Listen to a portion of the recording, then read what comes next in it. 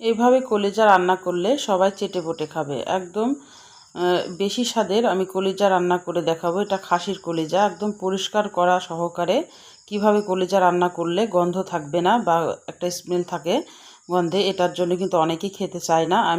আমি এমনভাবে রান্না করব, এটা কিন্তু সবাই খেতে পারবে। আসসালামু আলাইকুম। হ্যালো বন্ধুরা, তোমরা কেমন আছো? আশা করি তোমরা ভালো আছো। আমি আলহামদুলিল্লাহ ভালো আছি। আমার শখের কিচেনে তোমাদের সবাইকে স্বাগতম।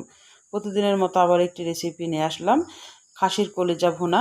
আমি এখানে একটা বড় সাইজের কলিজা আমি টুকরো করে নিয়েছি। কলিজাটা কিন্তু আমি আগের এমনিতে নর্মালি পানি দিয়ে ভালোভাবে পরিষ্কার করে আগে ধুয়ে নিয়েছি। এবার একটা কড়াইয়ে গরম পানিতে আমি কলিজাটা দিয়ে দিলাম। এখানে লেবুর রস দিয়ে দিচ্ছি। এক চামচ থেকে 2 চামচ মতো লেবুর রস দিয়ে দিলাম। এবার একটু হলুদের গুঁড়া দিয়ে দিলাম। দিয়ে এটাকে আমি এখন ভাপিয়ে নেব। খুব সিদ্ধ করব না, কিন্তু ভাপিয়ে নেব। অনেকক্ষণ ধরে জাল করার দরকার নাই, 2 থেকে 3 মিনিট মতো ফুটে আসলেই কিন্তু এটা নামিয়ে নিতে হবে। আমি ওখানে ফুটতে দিয়েছি। এবার আমি মশলাটা দেখাই দিচ্ছি। আদা নিয়েছি, পেঁয়াজ নিয়েছি, রসুন আর জিরা আর কাঁচামরিচ, এটা আমি এখন ব্লেন্ডারে ব্লেন্ড করে নেব।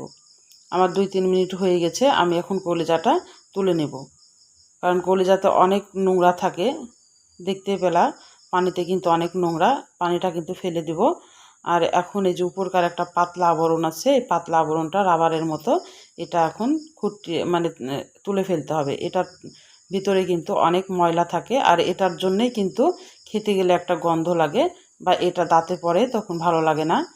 এই কারণে যদি এভাবে লেবু দিয়ে আর হলুদ দিয়ে যদি ভাপিয়ে নেওয়া হয়, তাহলে কিন্তু কলিজার কোনো গন্ধ বা কিছুই থাকবে না। খুবই একটা মানে এটা কিন্তু সবাই খেতে পারবে, যারা পছন্দ করে না তারাও কিন্তু এটা খেতে পারবে। এবার আমি চাকুর সাহায্যে একটু টুকরো টুকরো করে কেটে নিচ্ছি। আমার পরিষ্কার করা হয়ে গেছে। উপরকার পাতলা ওই রাবারের মতো এটা কিন্তু ফেলে দিতে হবে। আর এটা কিন্তু ভাপিয়ে নিলে কিন্তু এটা ফেলা যায়, কাঁচা থাকতে কিন্তু এটা ফেলা যায় না। আর লেবু রস দিয়ে ভাপিয়ে নেওয়ার জন্য এটা কিন্তু কোনো গন্ধ থাকবে না। আমি এবার টুকরো করে কেটে নিলাম। দিয়ে এবার কড়াই আমি রান্নার জন্য চলে যাচ্ছি। আমি যে মশলাটা বেটে রেখেছিলাম, আদা, রসুন, জিরা আর পেঁয়াজ আর কাঁচামরিচ, সেটা আমি এখন দিয়ে দিলাম পেস্টটা। দিয়ে এবার তেল দিয়ে দিলাম। এখানে মশলা আরও কিছু অ্যাড করব। হলুদ গুঁড়া দিয়ে দিলাম 1 চামচ মতো, শুকনো মরিচের গুঁড়া দিলাম 1.5 চামচ মতো, ধনিয়ার গুঁড়া, আর এখানে শাহি গরম মশলাটা আমি দিয়েছি, আর লবণ দিয়ে দিলাম। এই শাহি গরম মশলা কিন্তু আমার চ্যানেলে দেওয়া আছে, তোমরা চাইলে দেখে আসতে পারো। দিয়ে এবার ভালোভাবে কিন্তু, আর ধনিয়ার গুঁড়া দিয়েছি, দিয়ে এবার ভালোভাবে এটাকে কষিয়ে নেব। মশলাটা কিন্তু এখন ভালোভাবে কষিয়ে নিতে হবে, যেহেতু আমি সবগুলাই বাটা মশলা দিয়েছি। এভাবে কলিজাটা রান্না করলে কিন্তু খুবই মজা লাগে খেতে। এবার তেজপাতা দিয়ে দিলাম একটা, মাঝখান থেকে একটু ছিঁড়ে দিয়েছি। এবার তেলের সঙ্গে কিন্তু ভালোভাবে কষিয়ে নিতে হবে। উপরে যখন তেল উঠে আসবে তখন জানবা মশলাটা কষানো হয়ে গেছে। এবার যে কলিজাটা আমি পরিষ্কার করে ধুয়ে রেখেছিলাম সেটা আবার দিয়ে দিলাম।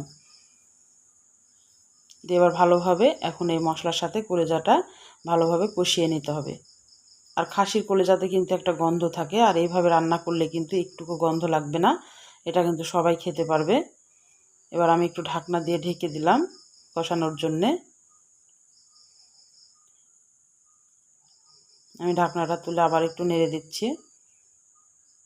আমার এটা কষানো হয়ে গেছে। এই পর্যায়ে আমি 1 চামচ মতো লেবুর রস দিয়ে দিচ্ছি। লেবুর রস এই পর্যায়েও যদি দেওয়া যায় তাহলে কিন্তু আরোই গন্ধ থাকে না। আর লেবুর রসটা অবশ্যই দেওয়ার চেষ্টা করবা। দিয়ে আবার ভালোভাবে কষিয়ে নিয়েছি। আমি কিন্তু এখনও পানি অ্যাড করি নাই, ওই পানিতেই কিন্তু আমি কষাচ্ছিলাম। এবার কিন্তু আমি পানি অ্যাড করলাম। এবার পানি দিয়ে, যেহেতু কলিজা এমনি আগে থেকে ভাপিয়ে নেওয়া আছে, আবার অনেকক্ষণ ধরে কষাইলাম, বেশি পানি লাগবে না, এই পানিতেই কিন্তু হয়ে যাবে। এবার ভালোভাবে কিন্তু এটাকে রান্না করে নিতে হবে। আর আমি যে প্রসেসিংয়ে কলিজাটা রান্না করলাম, একবার এইভাবে কলিজাটা রান্না করে দেখো, তাহলে কিন্তু একদমই কোনো গন্ধ বাসনা কিচ্ছু থাকবে না। আমি এখানে গরম মশলার গুঁড়া দিয়ে দিলাম। নর্মালি যে গরম মশলাটা খাওয়া হয় মাছে টাছে বা এমনি মাংসে, সেটা দিয়ে দিলাম। এবার আমি বাগার দিব। আমি একটু নামিয়ে থুলাম সাইডে। এবার আমি আরেকটা চুলাতে এখানে পেঁয়াজ কুচি দিয়ে দিলাম, আর একটা রসুন কুচি দিয়েছি। আর পেঁয়াজ কুচি অনেকখানি দিয়েছি, দিয়ে এবার আমি এটাকে লাল করে ভেজে নিব বাগারের জন্যে।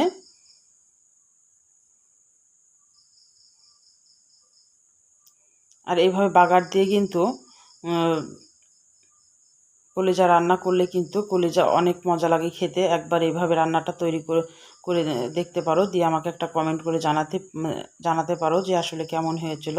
আমার কিন্তু লাল করে ভাজা হয়ে গেছে, বাদামি কালার করে ভাজতে হবে, এটা বেরেস্তা তৈরি করে নিতে হবে।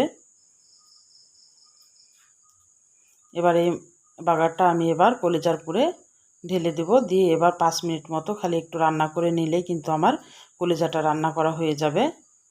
তাহলে আমার রান্নার যদি কোনো অংশই তোমাদের ভালো লাগে, প্লিজ আমার চ্যানেলটাকে সাবস্ক্রাইব করে দিও, একটা লাইক দিয়ে রান্নাটা দেখা শুরু করো। আর ছোট্ট একটা কমেন্ট করে জানাইও আমার রান্নাগুলো কেমন লাগে। পাশে থাকা বেল আইকনটা প্রেস করে দিও, আমি যখন এরকম নতুন রেসিপি তোমাদের মাঝে হাজির করব তোমাদের কাছে যেন আগে নোটিফিকেশনটা চলে যায়। তোমাদের একটা লাইক একটা কমেন্ট আমাকে অনেক উৎসাহ করে। আমি কিন্তু একটু জিরার গুঁড়া দিয়েছিলাম তখন, দিয়ে আমার হয়ে গেছে। আমি 5 মিনিট মতো এখন একটু কষিয়ে নিয়েছি, একটু কালা ভুনার মতো হয়ে গেছে। এবার আমি পরিবেশন করে তোমাদের দেখাচ্ছি কলিজাটা কেমন হয়েছে। খাসির কলিজা ভুনা খুবই মজা হয়েছে। তোমরা একবার এইভাবে তৈরি করে দেখতে পারো, বাগার দিয়ে খাসির কলিজা ভুনা।